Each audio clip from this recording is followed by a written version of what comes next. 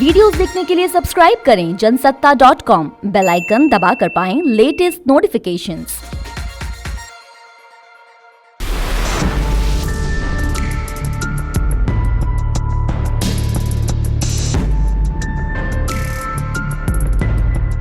नमस्कार, जनसत्ता में आपका स्वागत है। यूपी विधानसभा चुनाव की कुछ सीटें ऐसी हैं जिनकी अहमियत किसी एक उम्मीदवार की जीत और हार से कहीं ज्यादा हो गई है, क्योंकि उन सीटों के प्रदर्शन पर आसपास की कई सीटों का नतीजा भी निर्भर करता है। कौशांबी जिले की सिराथू सीट भी ऐसी ही एक सीट है जहां बीजेपी की तरफ से डिप्टी सीएम केशव प्रसाद मौर्य को टक्कर दे रही हैं समाजवादी पार्टी गठबंधन की उम्मीदवार पल्लवी पटेल। सिराथू सीट पर 5वें चरण का मतदान होगा 27 फरवरी को। जनसत्ता की इस रिपोर्ट में आइए जानते हैं इस सीट के समीकरण।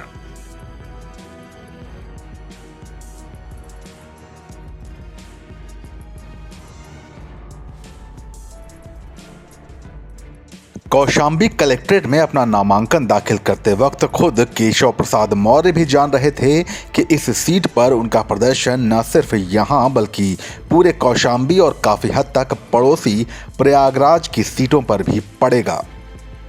केशव को उन्हीं के गढ़ में उलझाए रखने के इरादे से ही सपा गठबंधन ने यहां पर पल्लवी पटेल को मैदान में उतारा है, मगर अपने वोटरों और कार्यकर्ताओं पर पूरा भरोसा रखने वाले केशव प्रसाद मौर्य मानते हैं कि 10 मार्च को जब वोटों की गिनती होगी उस दिन समाजवादी पार्टी समाप्तवादी पार्टी में तब्दील हो जाएगी।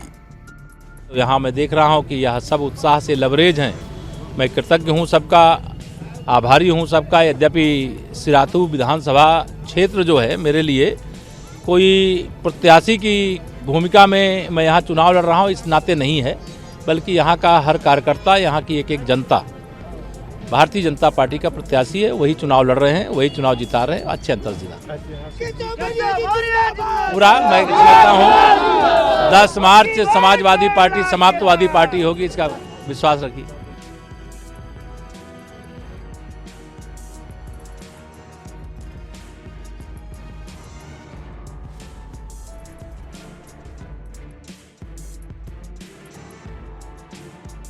कौशांबी जिले की इस सीट के वोटों की बात करें तो चुनाव आयोग के मुताबिक सिराथू में कुल 3,65,153 मतदाता हैं, जिनमें 1,95,660 पुरुष और 1,69,492 महिलाएं शामिल हैं।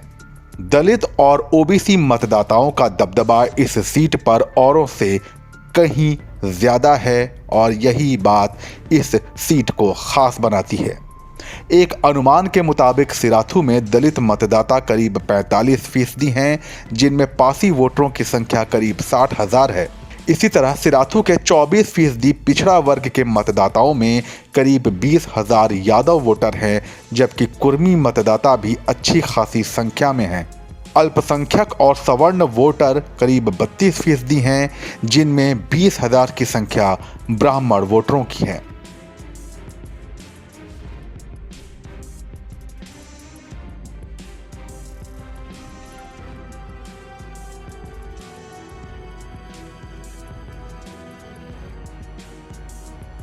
केशव प्रसाद मौर्य बचपन में अपने पिता की दुकान पर चाय बेचा करते थे। एक समय ऐसा भी आया जब घर का खर्च चाय की दुकान से पूरा नहीं हो पाता था, तो उन्होंने सब्जी और अखबार बांटना भी शुरू कर दिया। कौशांबी जिले के सिराथू गांव के गरीब परिवार में जन्मे केशव प्रसाद मौर्य के जीवन में बदलाव राम मंदिर आंदोलन के बाद आया। इस दौरान वो आरएसएस के सक्रिय स्वयंसेवक थे और राम मंदिर आंदोलन के दौरान उन्होंने विश्व हिंदू परिषद ज्वाइन कर ली। यहाँ से वो राम मंदिर आंदोलन के साथ जुड़ गए और उनकी मुलाकात वीएचपी के तत्कालीन प्रमुख अशोक सिंघल से हुई।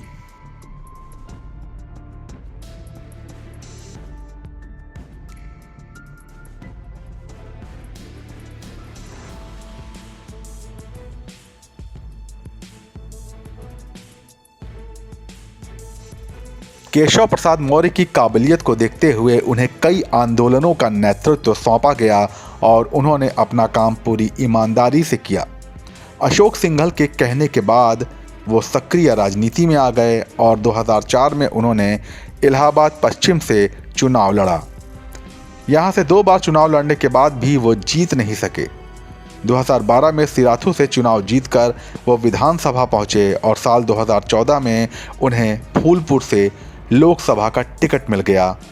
फूलपुर से शानदार जीत हासिल कर वो लोकसभा पहुंचे, मगर 2017 में योगी आदित्यनाथ की सरकार बनने के बाद बतौर डिप्टी सीएम सूबे की राजनीति में वापसी की।